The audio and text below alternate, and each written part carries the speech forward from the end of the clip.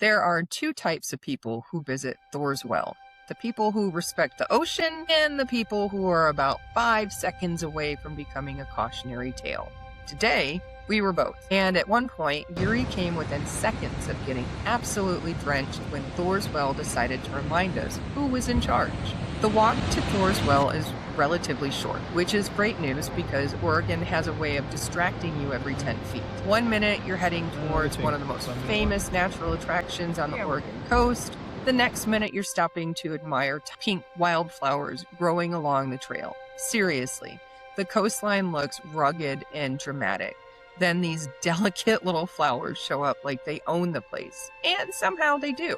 Then suddenly, there it is. Thor's Well, a giant hole in the rocks that looks like the Pacific Ocean is being drained directly into the center of the earth.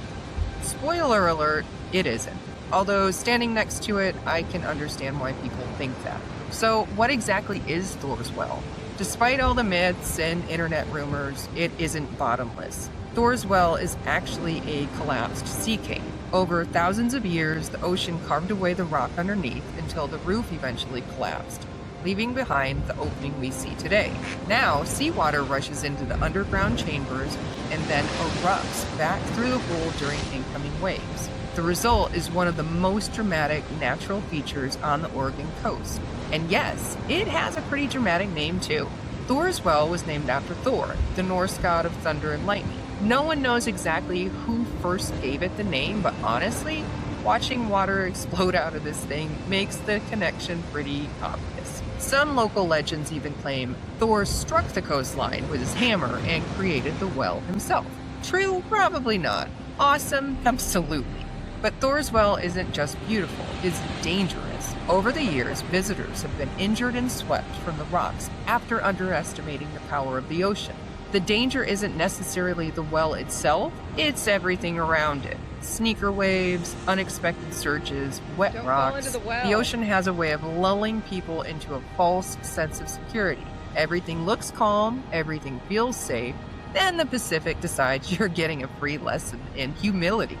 And trust me, the Pacific always wins. Which brings us to Yuri. Like many visitors, he was trying to get a closer look. Everything seemed fine, the waves looked manageable, the ocean looked cooperative. The ocean was lying. Without warning, Thor's Well erupted. A wall of water surged upward and came within seconds of absolutely soaking him. I wish I could tell you I was worried, but honestly, part of me was hoping my camera would catch it. For the content, obviously. Away from the crowds, I found something much smaller capturing my attention. Tiny crabs, just a few of them. But once I spotted one, the mission began. Every time I got my camera focused, the crab would disappear. Every single time. At this point, I wasn't exploring Thor's Well anymore.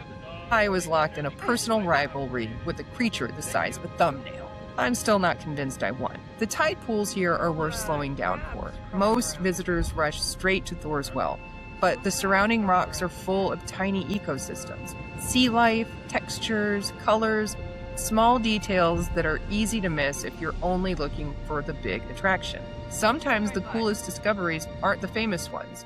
They're the things nobody else notices. Case in point, these glasses, sitting on top of a bush, almost completely hidden. I have questions. Whose glasses were these? How did they get there? Did someone lose them? Did someone leave them behind? Were they sacrificed to Thor? We'll probably never know.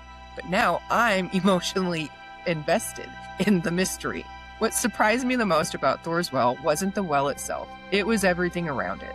The flowers, the tide pools, the tiny crabs, the hidden details, the moments that happen between the famous photographs. That's where the real adventure usually lives. If you're visiting the Oregon coast, Thor's Well absolutely deserves a spot on your itinerary. Just remember, come near high tide for the best show, wear shoes with good traction. We didn't do that.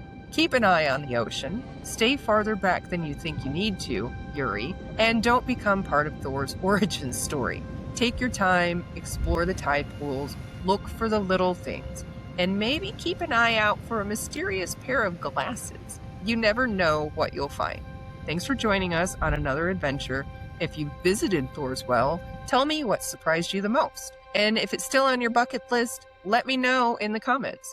Don't forget to like, subscribe, and follow along for more adventures, travel stories, photography, hidden gems like those glasses, and beautiful places that occasionally try to throw people into the ocean. We'll see you in the next one.